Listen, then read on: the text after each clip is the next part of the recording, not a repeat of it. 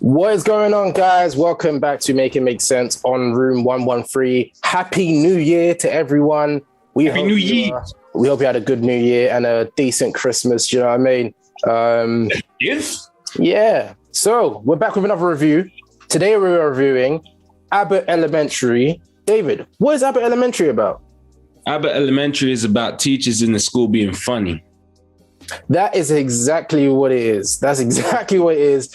Well, guys, we really do hope you enjoyed this review. Please like, comment, share, subscribe. Yo, drop a like, share this because, we want these shows to be here for the same amount of seasons as stuff like The Office and 2.5 Men and Big Bang Theory. We want these shows to continue. You see what I'm saying? So if you guys like, comment, share, subscribe, and then also go and watch the show. But we hope you enjoyed the review. See you there. See you there. See you there. Why not? See you there.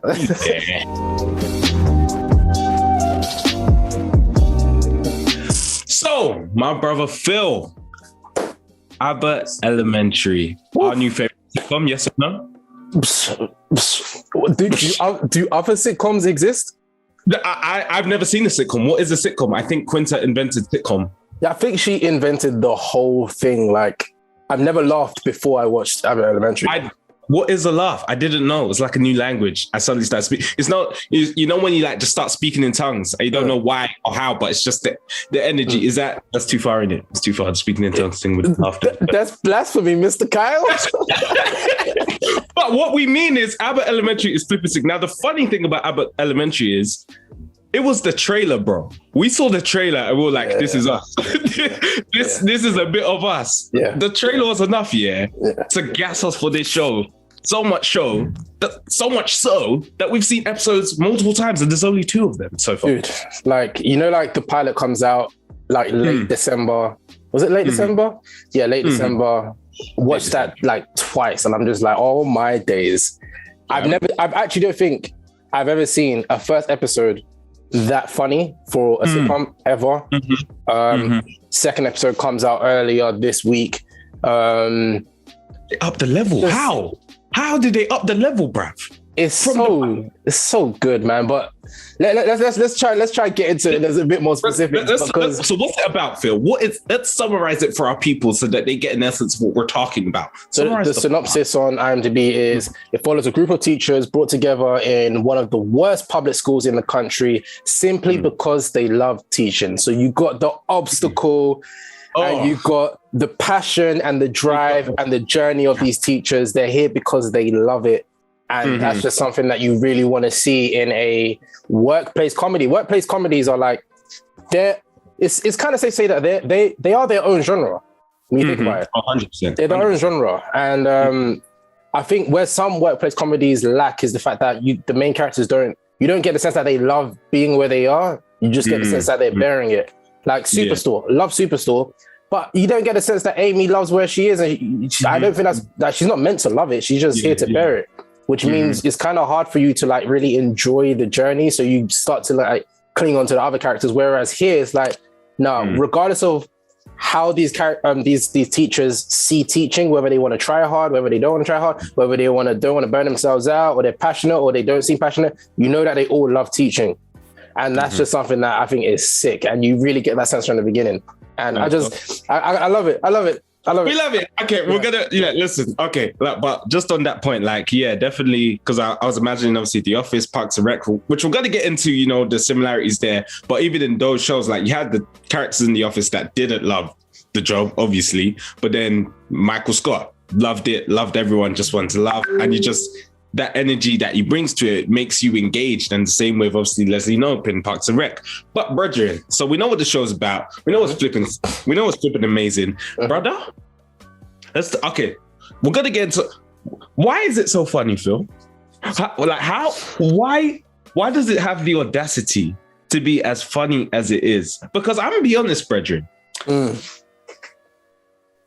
Shows be funny, but sometimes in recent times, they haven't been hitting as much in terms of the laugh out loud, belly, laughing. I got to press back and reload the joke. I got to hear that delivery one more time. I got to look at the reaction. I got to replay the joke so many times so I fully deep it and I'm laughing each and every time. I can rewatch The Office and I'll have that. Boom, boom, pow. But other shows that maybe have, sitcoms that have dropped on Netflix recently and that they've been good to watch. Don't get me wrong. They've been nice to watch, nice, lighthearted, but the belly laughing funny, Abbott's brought that back. How and why? Let's get into that. I think there's a massive difference between like your streaming service sitcoms and your network sitcoms. I don't know exactly why. I don't know what it is, but for example, I could watch the trailer for Abbott Elementary and just know that isn't on Netflix or Amazon Prime. I just knew that's going to be on ABC or CBS or something like that because there's something about network comedies or network sitcoms that is just different. Like the formula is different. Everything is different. I think with Netflix and streaming services and, these other sitcoms that you've alluded to, I think they're almost trying to do too much too soon.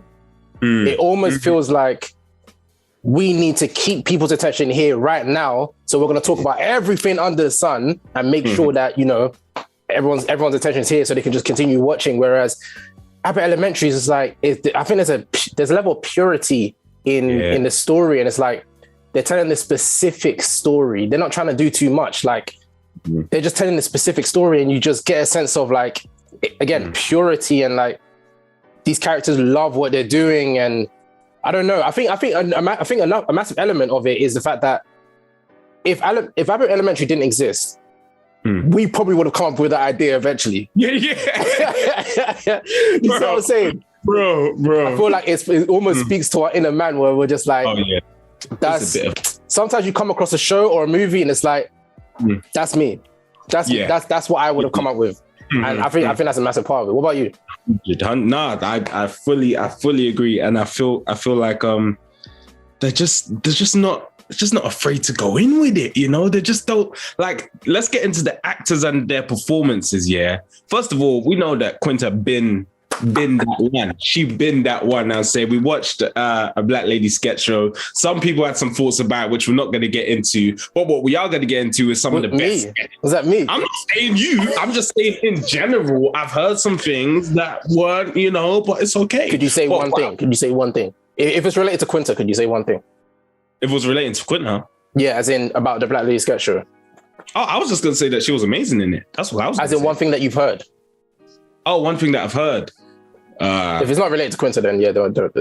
I've heard people say it wasn't that funny, but that's what I've heard. But I've heard people say it was funny. That's what comedy is, you get that sometimes. Yeah. It is. Robin Thede, shout out Robin Thede. I do love me some Robin Thede, and I like saying the last name Thede. Anyway, like Quinta, so my favorite sketch on the Black Lady sketch show was the like Shakespearean thing with Quinta and Tyler James Williams. So the fact that they're now paired up again in this show was an instant win for me. Instantly. And the way that they bounced off each other in that sketch is brought to 1,000% in this show. Like they're meet cute in the toilet, bro.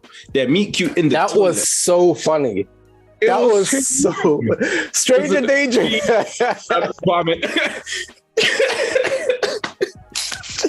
It was so good. But yeah, the way the cast as a whole bounces off each other is amazing. Let's talk about the principal, because I know you want to talk about the principal. Well, before we get on to principal, you see Quinta Brunson, yeah. Okay, I remember I watched her from university times. When I was in uni, I came across College Humor on YouTube, and I watched bare sketches. I think one of the earliest ones I watched is what it's like to be the black friend in a white friendship group. And you got these two white friendship groups, and they're singing this song that only white people know. And the two black people somehow become friends because they don't know the song. So they like each other. I don't know this song. Do you know this song? Yeah. This is weird. Like, what are we doing? So I remember watching her there. And then, she was in she done some more sketches on College Humor. And then she done, obviously not sequentially, but she did, I remember seeing her in Quinta vs. Everything. Do you remember that? On Facebook.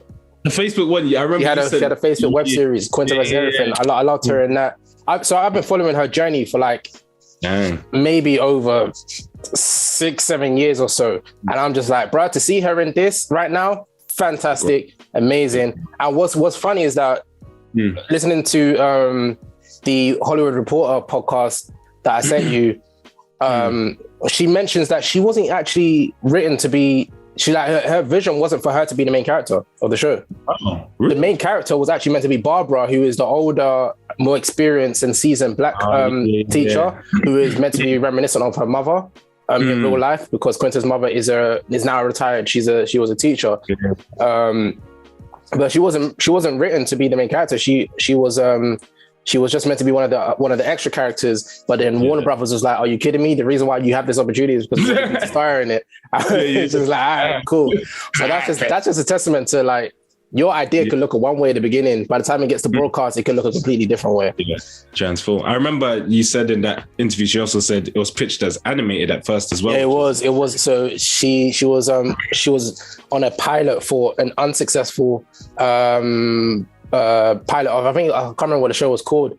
But obviously this is a testament to, if you're in the industry, make sure you get them links, be a people person, all of that. She pitched the idea as as an animated series at first, because she loves animated series, and I think she was in one before. But then it somehow became a live action series. But like in her head, like she sees a lot of these shows, they could be animated, but she also sees some animated shows like Bob's Burgers. She sees that as something that could be live action. Obviously, despite some of the surreal things they do, they could be also be live action, which is interesting. But yeah, man, I think she had her hands in all of the pies. Like she apparently was in editing room as well. She was in the writer's room, not the whole time. Or she starred in it, but she did a lot of stuff to get this going, which is just that's the dream, man. That's what we kind of heading for, to be all over something and just push it to the world. But by God's grace, we go get there. But yeah, we still bigging up the people. Tyler James Williams, obviously, he's been my guy since Everybody Hates Chris and beyond. I love him and everything he does. I just love his face. Every time I see his face, it feels comforting to me. And so I love. Yeah, he's great. And Cheryl Lee Ralph, that's playing the Barbara character, the older, wiser. Moesha. Remember Moesha? Yeah. She does. You know the word. Yeah. She hit you with that. Yeah. She's her comic timing is on point as well. So and we're just comedic geniuses. Can we talk about the principal now? Oh my days! Now she's so funny. Oh my gosh! All right, so obviously it's a trope in workplace comedies to have the boss that is rather incompetent, that doesn't really know what they're doing, and they have this character who, we wouldn't say she's incompetent, but she doesn't. It's clear that she doesn't care as much as everyone else, and she got the job. You wouldn't say it on a technicality. Dude, that piece to cam where she reveals how she got the job. I burst out laughing when she I'm not going to spoil it, but I burst out laughing, and dude, she's so funny, man. I think most of my laughs in watching the 2 episodes, most of my laughs come from her character. Yeah, like she's just coming to a scene with a one-liner or 2 lines, and it's just like, oh my days, you are hilarious. You are so funny. So Janelle James, big up to you, who plays Ava Coleman, the principal of the school. She's so good, man. What did you think of her? Bro, like her. So obviously she's the principal that's like has this inappropriate crush on Tyler James Williams' character, right? And everything she says to him makes me die. I said, what about you, chocolate drop? It's so quick, it's so subtle, but then you just cut to Tyler James' face and he's just like, and then there was one part where he's like, you're getting this right? It's almost like it's not happening. It's so funny. But the part that killed me, at the end of episode 2, there's a bit where basically this other lady has a crush on Tyler James' character, says something to him, leaves, and then the principal comes in lingering. She says the exact same thing. And it just broke me to pieces, brethren. I've repeated it like 10 times. She's so good. She's so, and I remember you were saying that the fact that she's obviously a stand-up comic in real life, like it just adds to why her comic timing in the sitcom is so good. And it's a very interesting thing to consider, having stand-up comedians and seeing how they are in comedic, stories and everything. Like they just have a special element to them that I hope one day I could get. But it's beautiful to see, man. It's beautiful to see. So all in all, we do love Abbott Elementary. It is absolutely fantastic. It is completely great, and it hits the beats so well of the workplace mockumentary that you and I both love so well. The greats that did it: Parks and Rec, The Office, two of my favorite sitcoms of all time. And I honestly believe Abbott Elementary is already on their level, like when they were in their prime. So first of all, you know, does well to show Black people on the screen, which I always love and appreciate. But like the funnies, and then there's the heart as well, because, you know, it is set in this very tough school and everything, and it is about these teachers that actually want to do good. So every episode does have that little moment of like, it's tough, but we're really trying on this, and it just makes you feel warm inside that actually it's reflected the human experience of trying to do better together as a community, and it's just Billy! Yeah. Go watch it again. You listening, go watch it now. Yeah, man. I might have to reload that before next week's episode, man. Sam? I think the heart aspect is hard to come across. If I'm comparing the first 2 episodes of Abbott Elementary to the first 2 episodes of The Office and the first 2 episodes of Parks and Rec, Abbott Elementary blows out of the water, but that's obviously because, you know, those shows grew into their own, which means this show could easily pick up where those shows left off quality wise. So it's obviously there's no surprise there. But the heart aspect gets you, like, you really want to root for Janine Teagues, played by Quinta Brunson. You really want to root for her. You really begin to understand Barbara's skepticism of authority and no faith in the fact that these people are going to do any good by these children, so they do it. Dude, there was a scene where, you know, after the teachers had a meeting at lunchtime and Quinta's character leaves, Janine leaves, and then the main teachers come together. And, that scene. Melissa, played by Lisa Ann Walter, she's like, sometimes we're these kids' second parents, sometimes we're even their first parent. Dude, that punched me in the chest.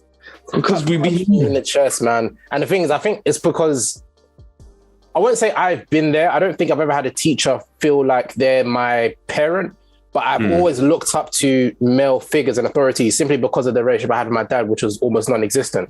So I've always looked up to them. But I've also seen when I was in school, the way sometimes students cling on to teachers, and not in an inappropriate way, of course, but it's like in a sense that, like, teachers are known as loco parentis, or either loco or locus, which basically in Latin means in place of parents. So you see that sometimes kids really cling on to the leadership, the guidance, and the perseverance of these teachers. And it's like, when you have teachers that don't care, it's like, why are you teaching? These kids need something special, especially like this is meant to be one of the worst schools in the country. These kids need something. And these kids, we're talking about elementary school. So basically like reception and year 1, 2, 3, and 4, I think it is. But you're talking about elementary school, like these kids need something special and these teachers need to be on it. And you really, really root for them to have the perseverance and the stamina and fatigue to not come across fatigue, so that they can continue to be there for these kids, man. So I think the heart aspect, they nail it. Like, nail it. You know when you're trying to hit the nail on their head, and you hit it well, and you got that, like they all of that. It's so good, love it. It's so good. And I just think the final thing we'll touch on, obviously another common trope of the workplace sitcom, the sitcom, and particularly the workplace mockumentary sitcom, the will they, won't they? Tyler James, Quinta. David's favorite aspect of any show. The love! Bro, yeah. I'm just like, again, as soon as I saw the trailer, I saw that Tyler James and Quinta were going to be in it. I was like, so season finale marriage? I'm with that. Or they can touch that in season 2. I'm not really fussed. I will say, like, particularly on Tyler James's side, his character seems a lot quicker than most will they, won't they's, because like it shows him ogling over her a lot more than you know you might have seen Jim in the first couple episodes of The Office, or Ben when he first met. I think, like, obviously we get that, you know, they said that Jim is ogling over Pam, but like, I don't know, like I don't, spoiler alert, I'm gonna do it, spoiler alert. At the end of episode 2, Tyler James goes to her, he's like, yo, do you wanna get lunch with me? Jim would have never did that. Well, Pam was engaged in The Office. Yeah, no, fair, but to be fair, she has a boyfriend. That's fair. And she does have a boyfriend, which he kind of did see, and then was later confirmed after he asked for the lunch. But yeah, he just like even in his pieces to camera, right? Like Jim would like hold back a bit, but Tyler would be like, "Yeah, she seems cool." It was like, I'm thinking of staying for a while. And I'm like, they're really setting pace a lot quicker than most sitcoms that I find in terms of the will they won't they. On their side, I think I would disagree on that on the basis that like I think Tyler James Williams' character, I think it's obvious to us because we're comedy writers. We know where this goes. But Tyler, so you set a dilemma on the will they won't they and the reasons why they can't be together too soon, right? And one of the biggest one for Gregory, Tyler James Williams' character, is that he still wants to be professional. He wants to be a teacher. He wants to be a principal. He knows where his goals are. So that's a massive obstacle. And then you put other obstacles in there, like the parent of a child who he has interactions with, and it's like, okay, they're obviously gonna have a. Do you know what I mean? You obviously give Janine's character a boyfriend who is a deadbeat, and it's like, obviously, yeah, he's like Lawrence season 1. No. She's like early Andy in Parks and Rec. Don't give him no. Okay, no, he's better than Andy. Andy had nothing going for him. Better than Andy. This guy sold out a 15-seater a rap concert. But Andy was in a band, bruv. He just broke his legs. That was all. Then it'll be a fire hazard. So up until Andy broke his legs, he was putting in work, fam. You know that's not true, but okay. Oh, dang it. But with in comparing that to like Jim and Pam, they were basically flirting with each other in their pieces to camp, and then they set the obstacle that Pam is actually engaged. So it's like the biggest obstacle for Jim was a whole person, but Tyler James Williams' character, it seems like he doesn't really care that things in a relationship. If anything, he thinks that, man, this guy looks like a bum. I could probably get in there if I really wanted to. That's about, because he's quite suave and quite smooth. Whereas, and remember, them two weren't presented as friends straight away. Whereas Jim and Pam were meant to be like the best friends in the office.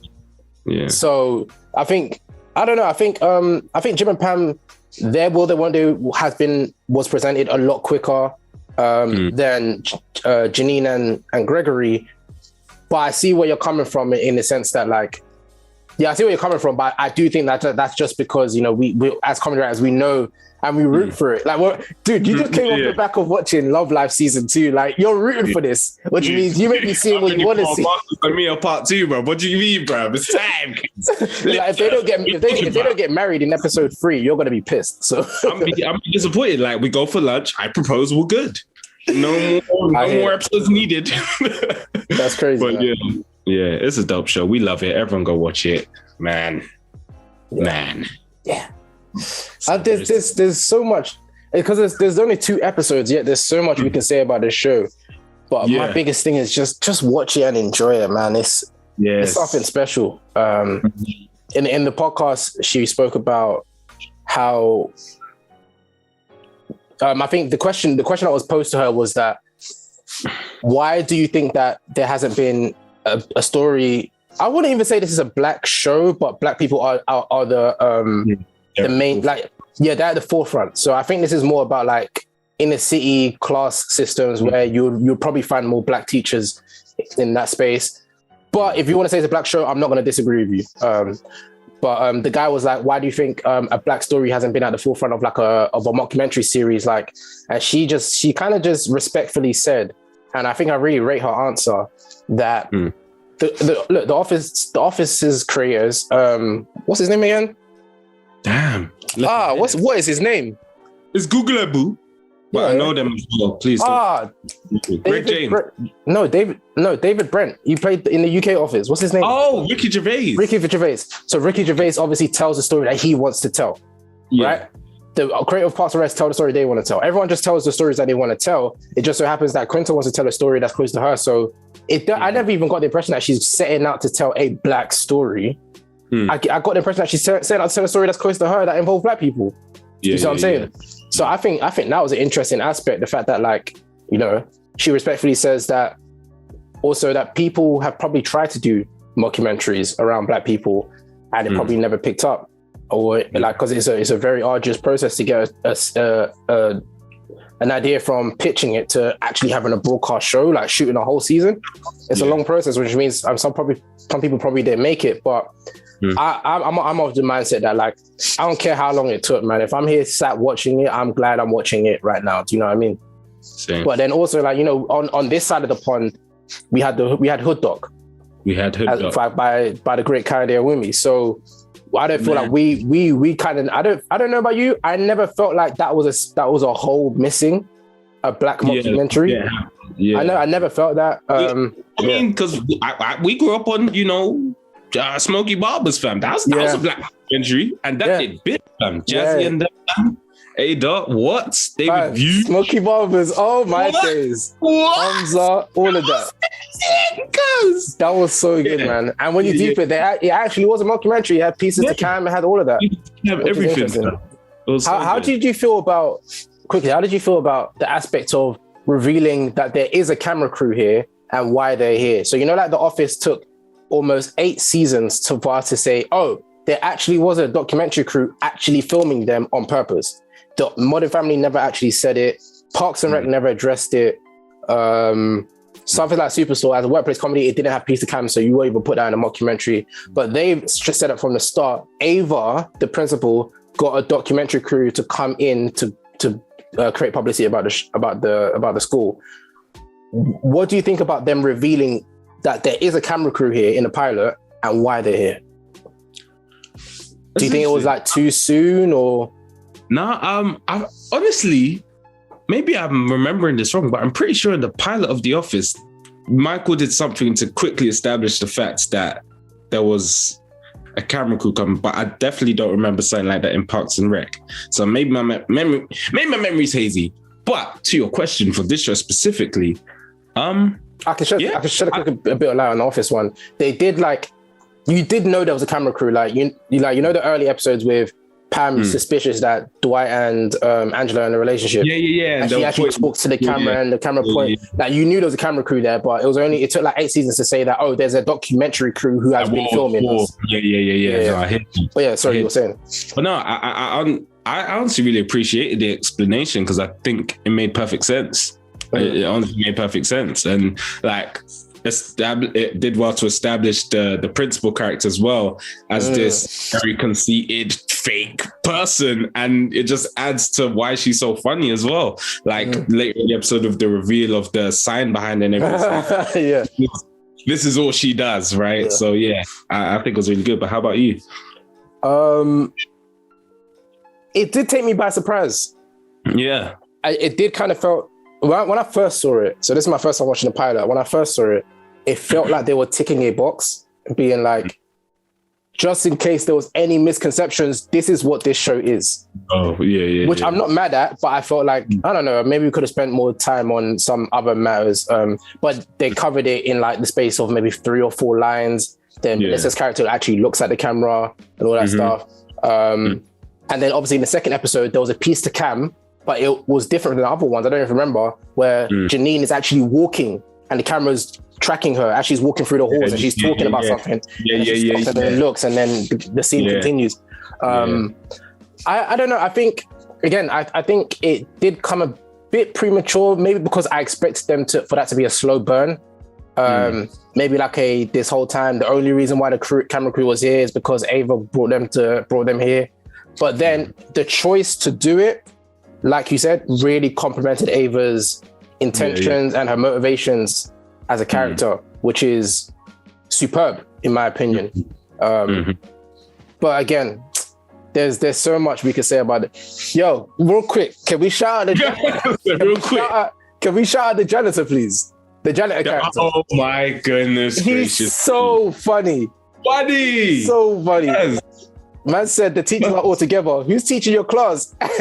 And it cuts to him in the classroom with the kids, points at the whiteboard, and it says Illuminati. And he goes, "That's the world, kid."